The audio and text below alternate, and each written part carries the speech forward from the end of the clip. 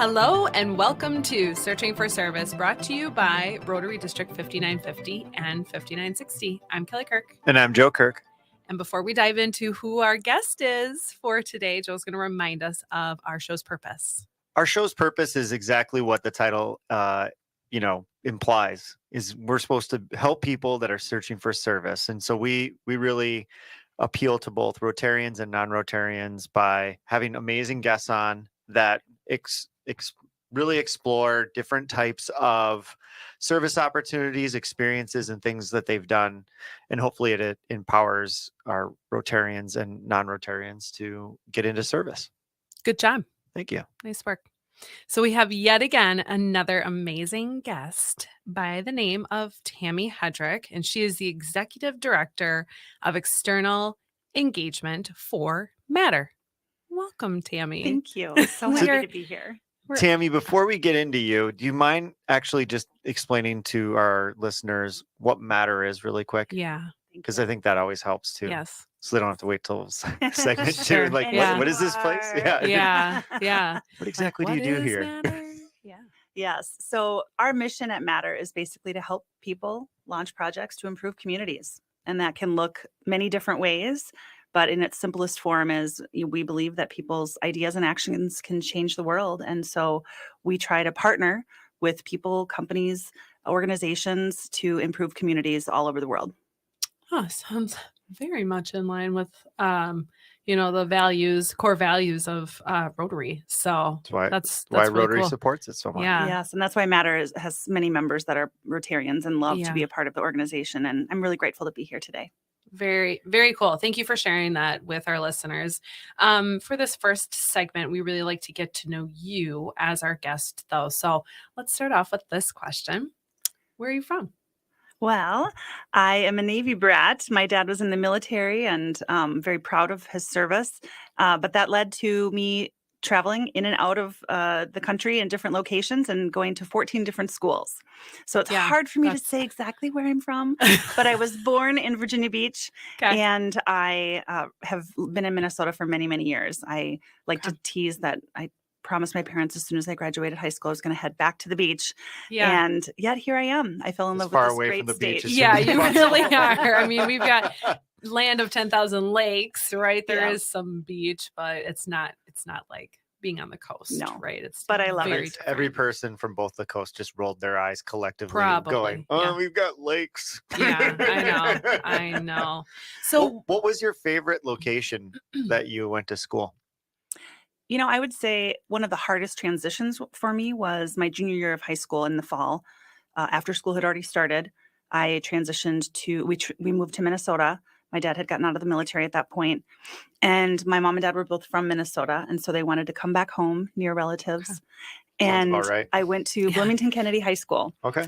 And transitioning any year was difficult in its own way and unique. Sometimes I was the fun new girl. Sometimes I was the new girl that was excluded. Sometimes I knew I would only be there for a moment and just kind of nose down, became academic. And other times I had a group that I was able to participate in. So that year was hard, but it opened up my exposure to dance team because on the East Coast, we didn't have that. And fell in love with, I was like, who do they think they are? The Rockettes? What are they kicking so much for? Fell in love with it. And that really expanded a lot of my life opportunities because of that transition. Very cool. Yeah. And that actually answered the question I was going to ask, which was, when did you transition here to Minnesota and how long have you been here? So thank you. Yeah. That's awesome. We were on the same wavelength. That's we cool. We sure were. Now, how did you get involved in Matter, and how long have you been with Matter? Yes, it's an interesting story because I transitioned throughout my career in different roles that I had, and the transition before coming to Matter full time was that I worked for the Minnesota Vikings. I was there for over 2 decades. And during that time, I took on the role of creating and developing our women's initiatives. Okay. And we wanted to find a community partner that we could work with. Our chief operating officer at the time, Kevin Warren, had a relationship with our president at Matter, Quentin, and introduced me. And we just had this wonderful synergy of being able to look at the community, look at needs, and how we could use Matter as our community partner with the Mhm. Minnesota Vikings, and started doing projects together. So really, I was a partner with Matter through that corporate experience. Oh, okay. And after a few years of doing that, I was asked to be on their board of directors at Matter. So I served for 3 years on the board of directors. So I had an interesting transition going from being a partner and a volunteer, Mhm. then being on the governance side with the board of directors.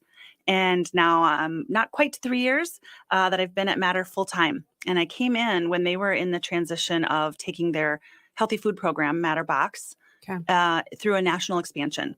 It had been for 6 or 7 years, really a Twin Cities focused project, and they wanted to move it across the country. And Okay. so that was what I was tasked with when I first came to the organization. Very nice. Well, and we'll get into the MATTERBox a little bit more Yeah. later, because it is really cool program. And we've done Rotary projects there, going and packing boxes. It's a lot of fun, and it's a pretty cool program designed to really help a lot of people. Yeah, indeed. Um, Go ahead. Kelly's looking He at wants me to like, go 5 different directions. He's deciding. kind of pivoting back to your career. So like, what did you learn with the Vikings that really kind of catapulted you into the next phase in nonprofit organization? Yeah. So when you're part of the Minnesota Vikings, you're part of the broader NFL, Mm-hmm. and you see the potential that you have when you have a platform and you have a reach to the state and to a brand affiliation. And you really start to understand, like, we need to do important things and we have a responsibility to serve in the community and to make an impact. So Yeah. through my career life, that was very evident. I also have for many, many years just been passionate about nonprofit in general. I was blessed to be Mrs. Minnesota America and International. And during that time, we were tasked with being a champion for a campaign. And so I dove very deeply in with 10 years with the American Heart Association. I currently serve on the board of directors at the Susan G. Komen, Minnesota locations, and was always volunteering. Even though we were partnering with Matter, I was also volunteering for the work that they're doing. So I personally have seen the importance of giving back to your community, using your God-given talents to serve, and trying to make an impact wherever you possibly can, because there's always a need. Let's go back to the lead here. And you were Mrs. Minnesota, Miss Minnesota, or Mrs. Minnesota? I was Mrs. Minnesota. I waited till I was married. Nice. And so I was in 2003, Mrs. Minnesota America, was blessed to go to Hawaii for 2 weeks and be in the Mrs. America televised broadcast. And in fact, it was 20 years ago this week. They're having the Mrs. America pageant this week. Yeah. And then in 2009, I waited till I was married to start doing pageants. So I decided that was fun. Let's do it again. And I ran for Mrs. Minnesota International.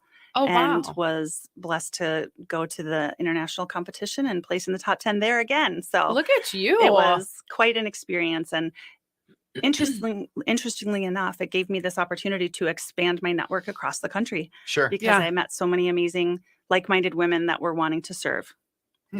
And I think that's part of like that component of pageantry, if you will, that people don't see, right? They see the beautification of everything versus the fact that there is all of the stuff that really is going on in the background.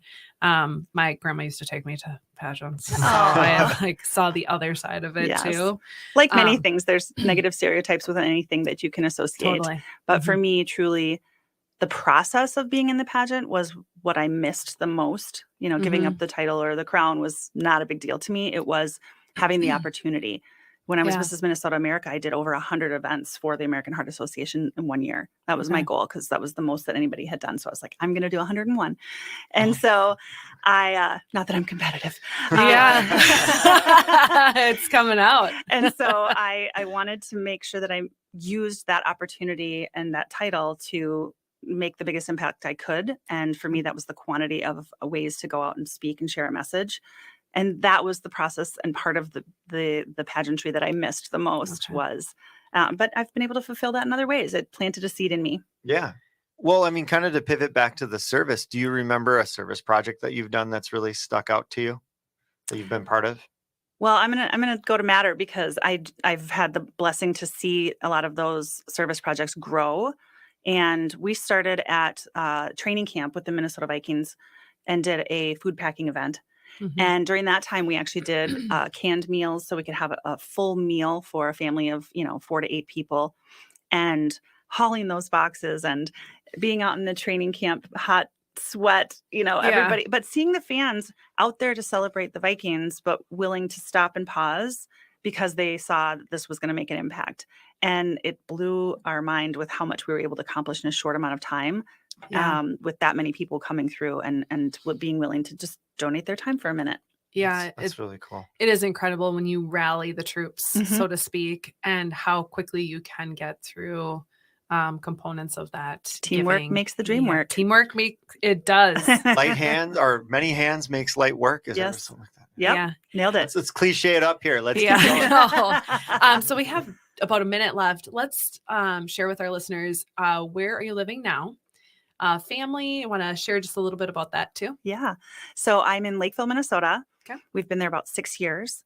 I have a blended family and we have 7 children. Holy smokes. And I'm having a lot of transition this week because I had my youngest one just became 13. So I have no young ones. I have only teens and 20s now. Oh my gosh. We Not had cute anymore. a little sassy. And then I had my oldest is a senior in college in Duluth. And then we had 2 that graduated high school this year. Wow. And so one just left for Columbia in Chicago. Oh my gosh. So we packed her up this past week, or she packed up. She was on Peace a out. mission. I'm outta She was here. on a mission. Just like, see you later. And just came from the Lakeville North football game last night where we had a victory. And so I have a junior playing on the football team there, Oh my gosh.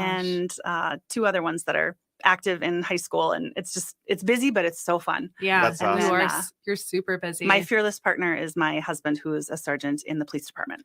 Holy oh my smokes. goodness. Well, thank you for sharing that. Yeah, we're So excited to hear more. we'll in our next segment we'll talk about Matter. a Yes, little bit let's go. more. As a reminder, you are listening to Searching for Service. I'm Kelly Kirk. And I'm Joe Kirk. And I'm Tammy Hedrick.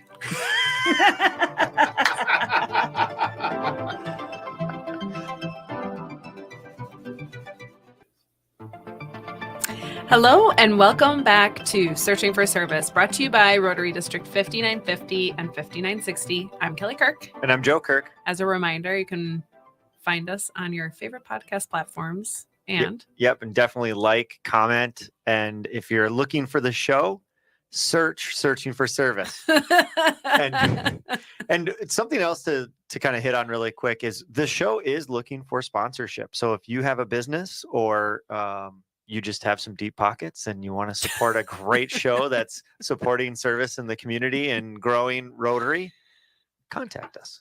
We'd love to have you. we'll give you all the information. If you are tuning in for the first time, we have Tammy Hedrick on, who is the Executive Director of External Engagement for Matter. And for this segment, we're going to talk a little bit more in depth about what Matter is. So we gave kind of a preview of that in that first segment, but really an opportunity to get to know you a little bit more. But let's remind our listeners, what is Matter? Yes. So Matter is a global NGO, and our mission is to help people launch projects to improve communities. And we do that in several different ways, and that's looked different over the years. But right now we're really focusing in 4 main areas. That's going to be technology education. Okay. That's going to be in agriculture, hospitals and clinics, and healthy food. Okay. I would like to know, when did Matter start? Like, what was the evolution of Matter, the genesis Yes. of Matter? So it actually started out as Hope for the City.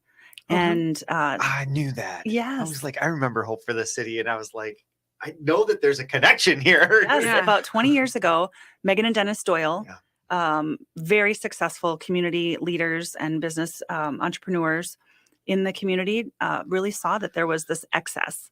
And they were commercial real estate owners Yep. and had a lot of friends that were like, hey, we have some extra Work for here. 'em. Can we? Did you? Yeah. Small world. I was like, commercial anything, Joe's going to probably go up it. Yes. His antenna went up. Yeah. And so they were helping their friends in the community that had excess and storing some things. And then they finally looked at each other and said, Why are we storing this? Let's repurpose this. And so I think that's where their passion came out of. They'd done a lot of international travel too. So they'd seen both here and overseas that there's a need and wanted to do good. And so 10 years ago is when Matter was officially formalized. Okay. And like I said, it's been evolving ever since. And really, it just still continues to come back to the core values that we have. We believe people's ideas and actions can change the world. And we want to engage people in that way. Are there certain areas of the world that you're focusing on? Yeah. So we're doing work in several countries right now. Oh, wow. But we have what we feel is kind of an incubator in Zimbabwe. We have employees on the ground there that are really rooted in the community, so they understand the societal governmental needs of that area and challenges that come with working in a foreign country. But we've been able to not just go in, create a program and exit, but create a program, watch it, observe it, assist it, continue to grow it, refine it. And we're just using that community as an opportunity to show when you really have deep rooted, you're just deeply rooted in the community, you can more broadly make an impact versus just come in kind of a one-hit wonder. Okay. And so we in the future, we'll plan to continue to do that and maybe reinstitute that same type of philosophy in a new community. But right now, that's our focus. Okay. Can you talk a little bit more about what specifically you're doing in that community? What's the name of the community? I can't remember the specific. It's located, if I might be misremembering this. It's located in a non, like it's not owned, so you can't build any permanent structures. So it's like a little bit like a refugee camp where nothing can be permanent.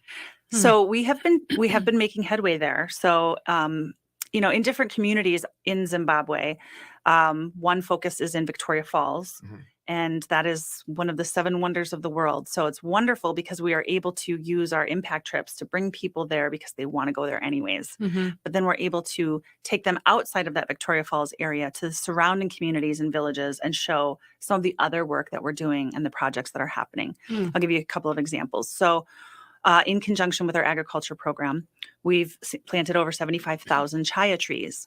That was exported from Latin America over to Africa, a plant that was brought in because of its ease in growing in difficult and challenging areas with climate, but can grow very quickly and spread very fast. And it has a nutritional component that can then supplement and add to the diet of the existing food elements that are there. And so with planting those 75,000 trees, now we've been able to bring in women and create these co-ops where they can come in, take cuttings, learn how to cook with it, take it back to their villages, plant it, spread it, and continue.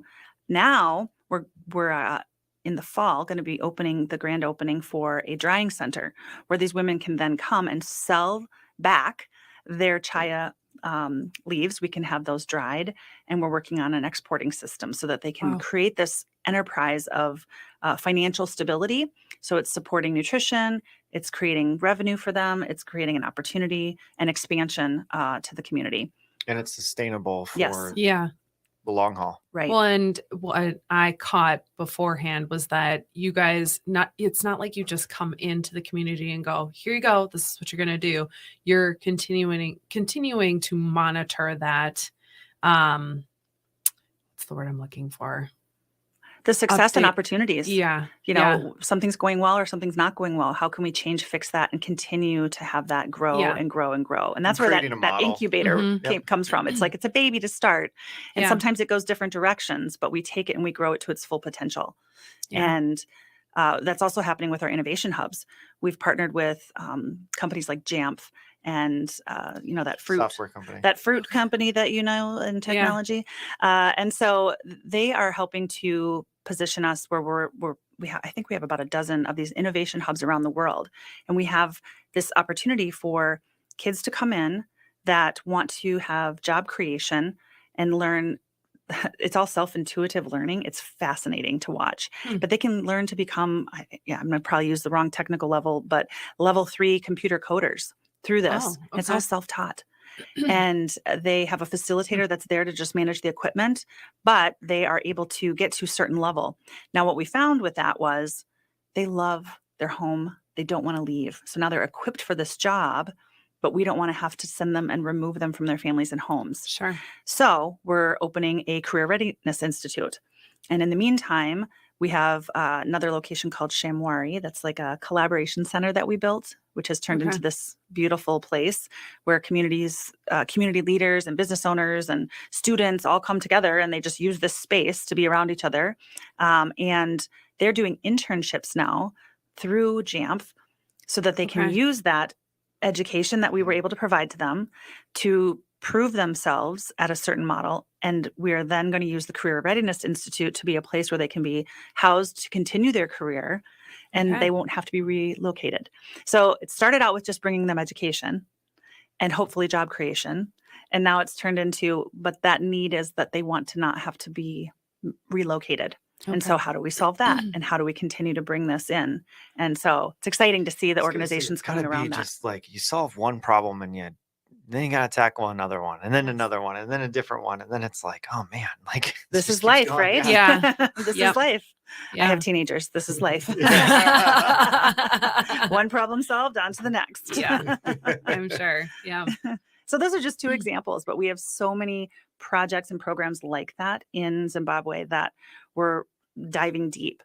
And if I can even share one more, I am excited. I'm going actually over there for my first time. I was going to ask you if you had been over there or had been able to experience that. Yeah. So I was in Senegal last August. We have a professional athlete that we've worked with in an amazing way. We really are kind of his purpose agency for what he has a vision for. And he wants to build a hospital in his hometown.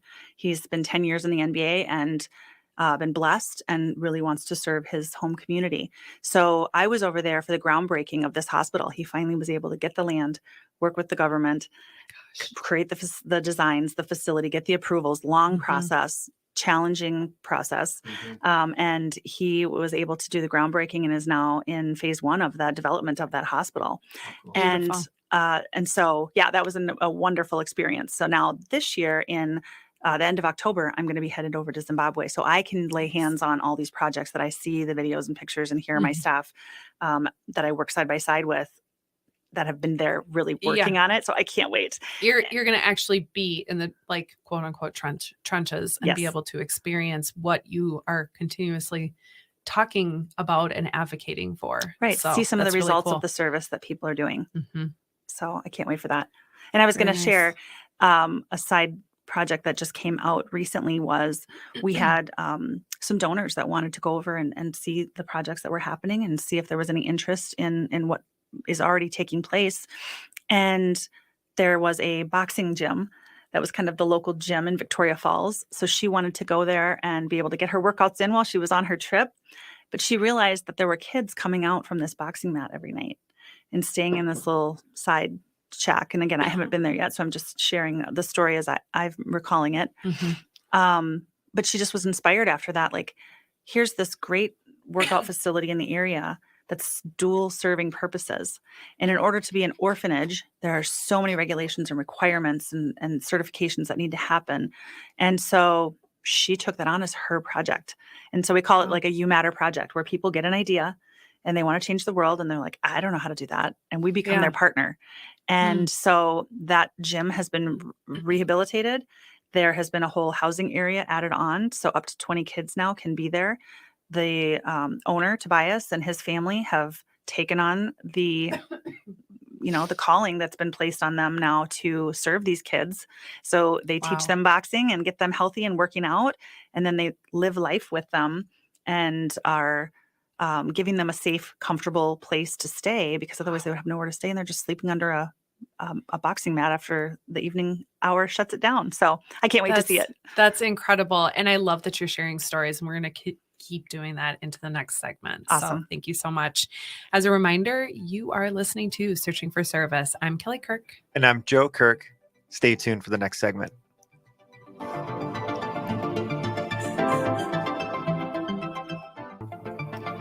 Hello and welcome back to Searching for Service, brought to you by Rotary District 5950 and 5960. I'm Kelly Kirk. And I'm Joe Kirk. As a reminder, you can find us on your favorite podcast platforms and Like, comment, share it. gold stars. And we do like 5-star reviews. Lots of those, please. Who doesn't? All you love have a to gold do is star? just look up searching for service on your platforms. Nice job, Joe. I love it. We celebrate when we just do anything right. Yes. It's really, really great.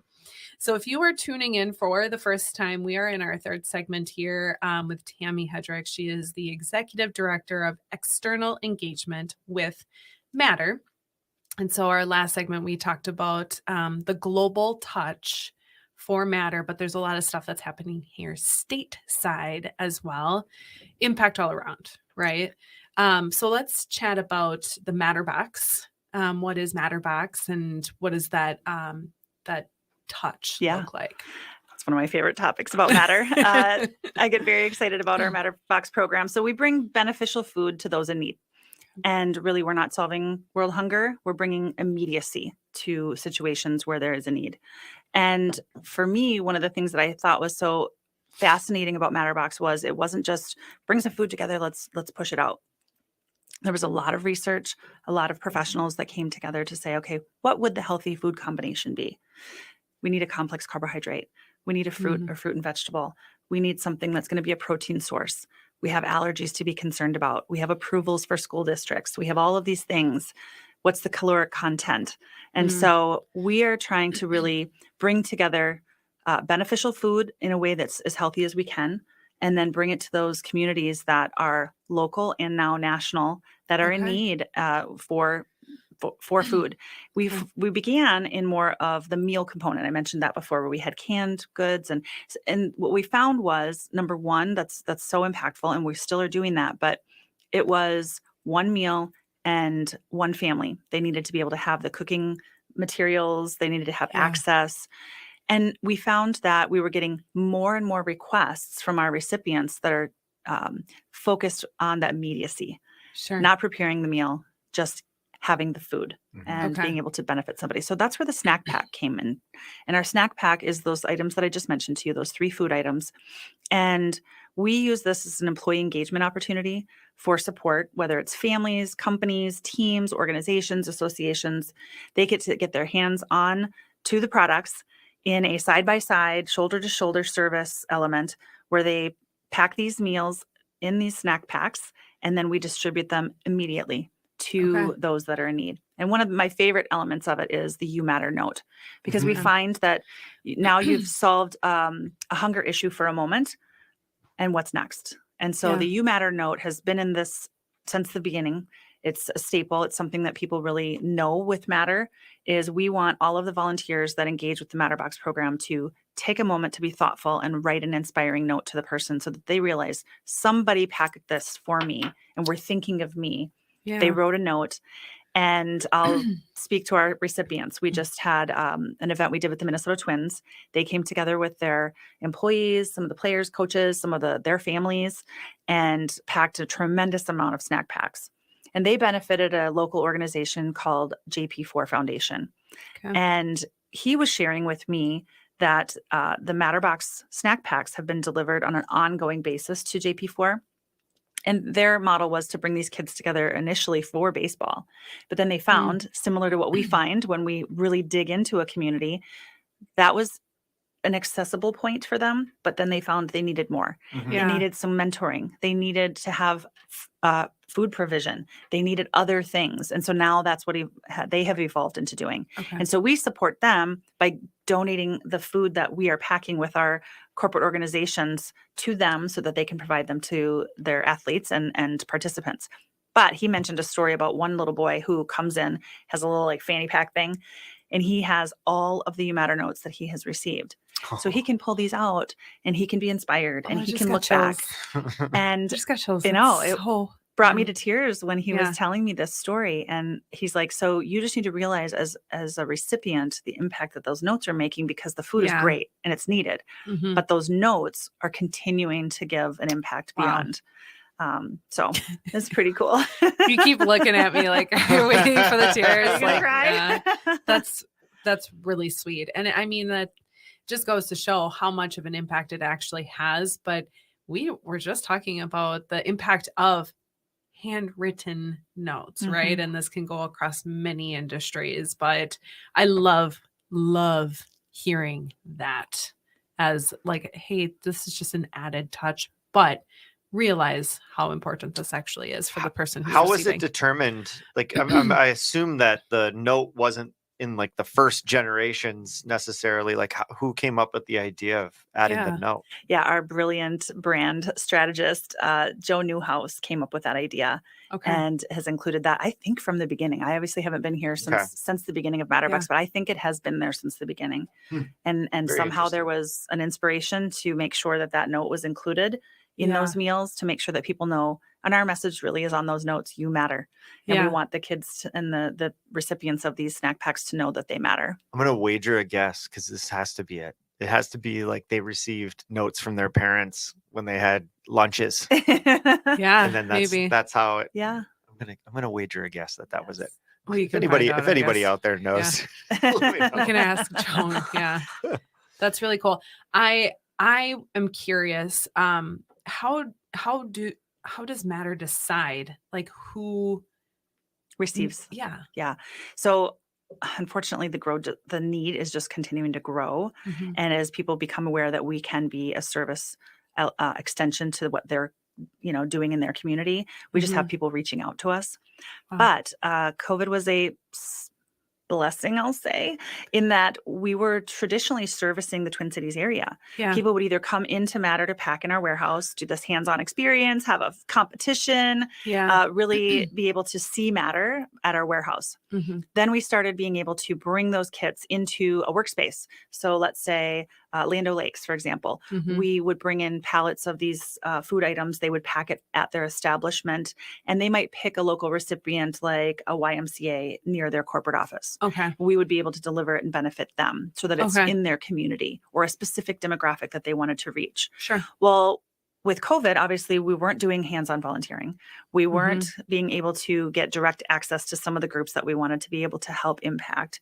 And we turned it into a hybrid model where you can come in, or you can host it at your workplace, or if you are work from home, we will just ship the whole kit to your home. So I use Discover. Everyone knows Discover. They had some employees that they were going to continue to engage with, but now from a remote standpoint with their offices. Okay. So we had 2,000 of these kits sent to each one of their homes. Wow. We hopped on a Zoom call, explained about who's mattered, why we were celebrating this day. I think they were honoring random acts of kindness, and they packed their kits while they were on this Zoom call all together from afar. But then we empowered them and we said, now turn around and look in your community. Your company has given you the volunteer time off to do this. They've provided all of these kits to be sent to you. Now they want to empower you to say who's in need in your community. And you get to decide who you're going to go benefit with these. And I've been doing this now for almost 3 years. I've never had one person call me and say, there's nobody in my community that's in need. Yeah. But it has been interesting to hear people say, I thought I was just signing up for this thing. We were going to pack this food and I thought we would just ship it back to you. But the challenge of, I have to now look around and say, who is in need? Is it an after school program? Is it a local association? Is it a religious affiliation? Is it my neighbor? Is it the homeless person I might drive past every day on the corner that I just keep these in my car and I every day say you matter and give them this snack pack? And that became part of this experience for them, engaging with their organization that they weren't expecting, and becomes really exciting. So now 2,000 communities were impacted by that one day instead of just one community. So wow. It's pretty exciting to see the way that this can spread. And then we've had people say, I did this from Kansas City because of my employer that let us engage this way, but we want to do it for our birthday party. Can we order another kit? And we're going to have it for our kids. And we're going to do it this way. Or our family's going to do it for Thanksgiving. Or it's, National Philanthropic Day. Yeah. We want to tie into this. And so it's spreading in this organic, beautiful way. Well, and that was going to be my next question is, it seems like a lot of this is done on the corporate level or like organizations. But if, somebody wanted to do something like this on their own, What that they're look able like? to do that. Yep, like, they right? would just go to matter.ngo right on the homepage. They can click Okay. MatterBox and they will be able to have a kit shipped out for a donation to their homes. And they can do this in their homes. And all the instructions and everything they need is right there. Cool. So it can be one person, it can Yeah. be 10,000 people. It doesn't really matter. We want to be able to help everyone. How take cool action. is that? It doesn't have to solely just rest in a corporate, a corporation going, hey, we're going to do this, Mhm. and ends up being so much more impactful than what they really think they're getting themselves Yeah. into. It can be anything you can from like a do- corporate foundation saying, Yeah. hey, we typically have a regulation of doing a certain donation Mhm. this time of year. We need to do an activation. It's very corporate. They bring together their teams to accomplish this goal and benefit a community. But Yeah. it also can be, we had a couple of seniors in high school last year that had a service requirement for their graduation, Mhm. found us online and reached out and said, hey, we think this is really cool. We want to do this. So they fundraised, made the donation to Matter. They took these kits, packed them through their high school, and then found a recipient to donate those to. Mm. And so it helped Good lead on them them. to being inspired to take Yeah. action on their own. Yeah. Good on them. That's really Makes you think like how cool would that be to like institute into like birthday parties? right. Like you do a service project as part of the birthday party, Mhm. and then like I think of what is it, the early childhood development. You can donate Mhm. to them that Yep. that don't have the resources. Like what a Yeah. cool idea! Like I think that's really cool how Matter can, and those Matter boxes can be like a component to something else. Like they link up with other types of Mhm. organizations and other things. Right. And I think that's what makes that really powerful. Like, because I Yeah. mean, when we did the MatterBox packing, it was a lot of fun. Yeah. That's wonderful. I am so curious about what the future is going to look like for Matter. So let's dive into that in this next segment. As a reminder, you are listening to Searching for Service. I'm Kelly Kirk. And I'm Joe Kirk, and we'll be right back.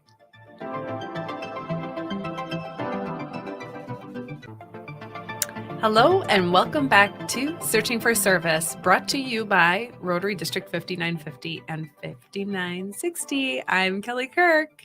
I'm Joe Kirk.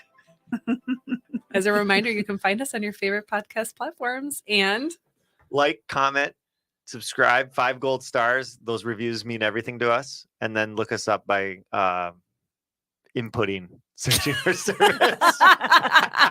It's very official. inputting. Oh my God. Oh my gosh. Okay. Well, we clearly like to have fun on this show too. So it's not all seriousness. But if you are tuning in for the first time, we have Tammy Hedrick on. I hope you aren't just tuning in for the first time, but if you are, Tammy Hedrick is the Executive Director of External Engagement for Matter. And so we've talked about Tammy. We have gotten to know Matter. We have dove into the state impact, the global impact. Yes, you heard that right, global impact. But we always love to end our segment here talking about aspirations, what the future looks like for your nonprofit or whatever organization it is. And for you. And for you as well. And so let's actually start, Tammy, as the Executive Director of External Engagements. It's very official. It's a very official title. What could that potentially look like for you in the future? What are you thinking of when it comes to growth and opportunity? Well, first thing that comes to mind is that we are in a 3-year strategic plan right now. Okay. And so I was blessed to kind of come in right when they were launching that next 3-year phase. And so being able to be a part of the expansion of MatterBox, now getting to really have a hands-on view of the projects we're doing around the world, I feel like Matter is just becoming more and more ingrained in my vision for what I want to be able to help impact in this world. Mhm. But that 3-year strategic plan is really dedicated and devoted to becoming a new model in the nonprofit space where we are self-sustaining. Okay. And we want to be able to create a social enterprise within our organization so that when we do have donations and donors that are inspired for action, that we can give as much of that money, if not all of that money, directly to the project, because we don't have to pay rent. We don't have to pay payroll. We don't have to do that, the things that we need to be able to sustain.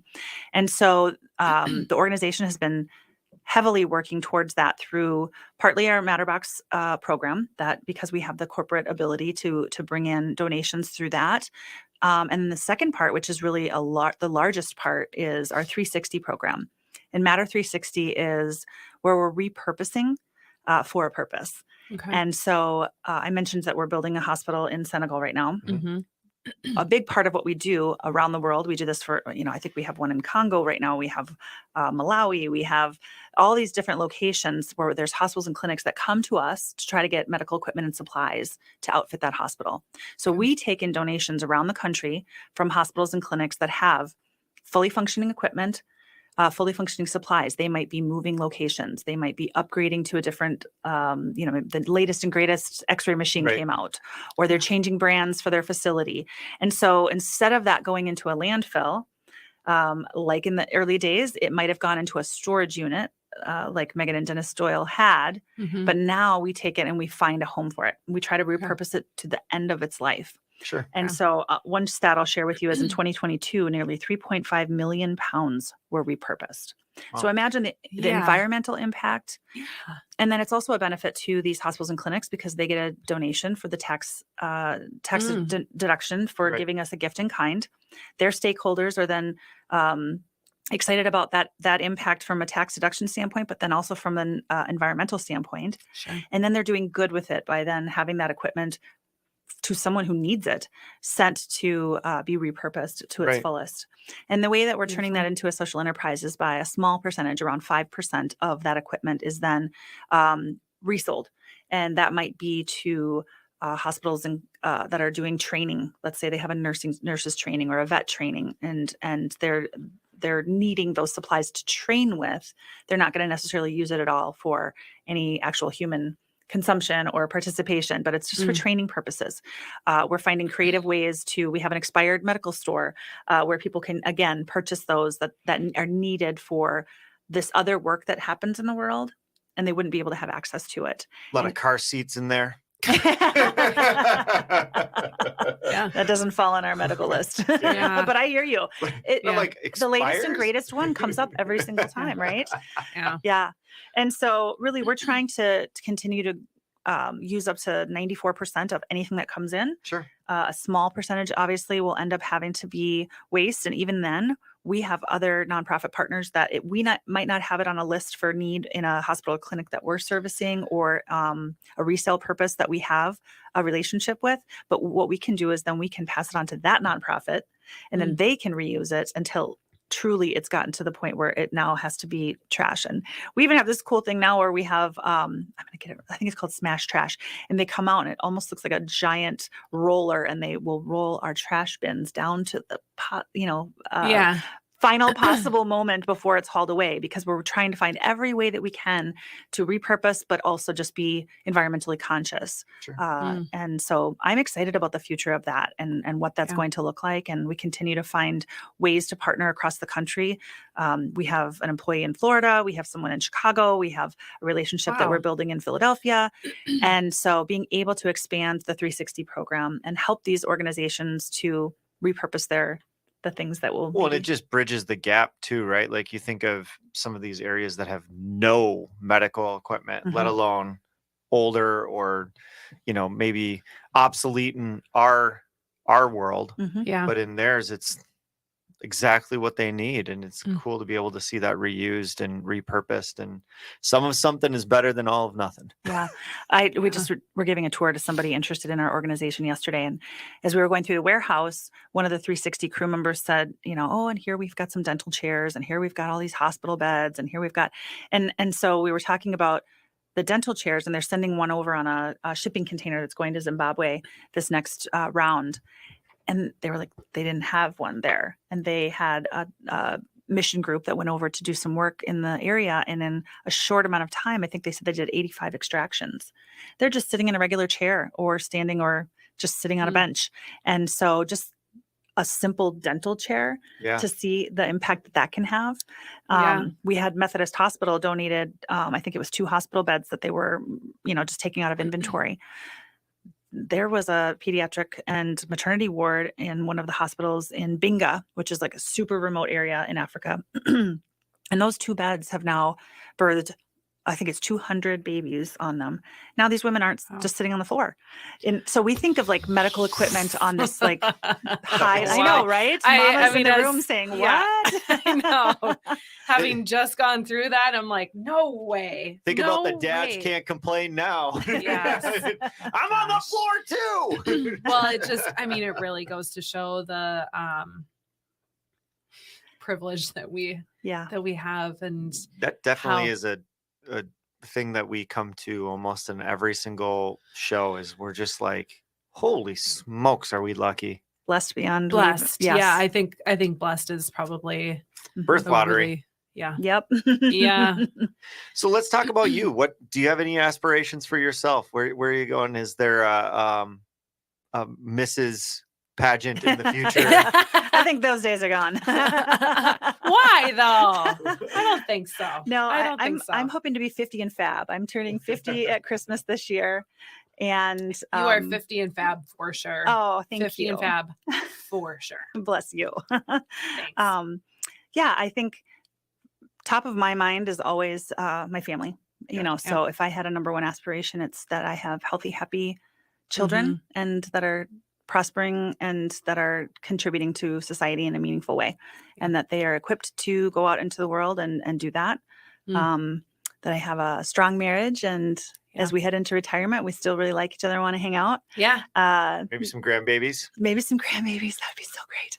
I actually was driving yesterday. I saw someone's license plate. It said some like grandmama or something like that. And I was like, I wonder what my kids are going to call me. And I thought, how about Grammy? Like Grammy Tammy? Like Grammy Tammy. Oh. That's so good. I love it. But that's a little ways off. So Yeah. So of course I still have professional aspirations, but I feel like digging my roots deep in and figuring out how to make the deepest impact is really important to me right now.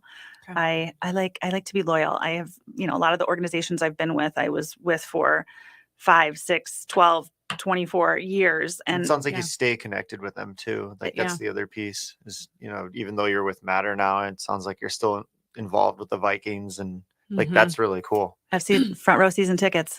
I bought a seat license when the stadium was built. And so we like to and let our family and friends enjoy those seats. And sometimes we'll sell a few on the. There you go. The price point's What right. is it, the Minnesota the Green Bay game? The Green Bay game we don't usually go to.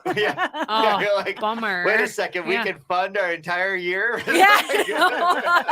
So going back I do have an entrepreneurial spirit. Yes, that's good. You got to sell some of that furniture to fund everything else. You got to sell some of those things to keep those friends happy. Yeah. That's right. Tammy, it's been an honor to have you on True honor. here. It's been awesome. Loved hearing more about Matter and what they're doing, the impact that they're having here domestically, and then globally as well, and the aspirations and what the future holds too. So well, if you're thank you so searching much. for service, Matter is where you should come first. Love it. Thank you guys. Thank you. You are listening to Searching for Service. It's time to stop searching and start serving. See ya. Oh, there we go. There we go. See, piece of cake. Piece of cake. Thank you Good guys. job. Good job. You made that so easy. Well, thank you. Thank you.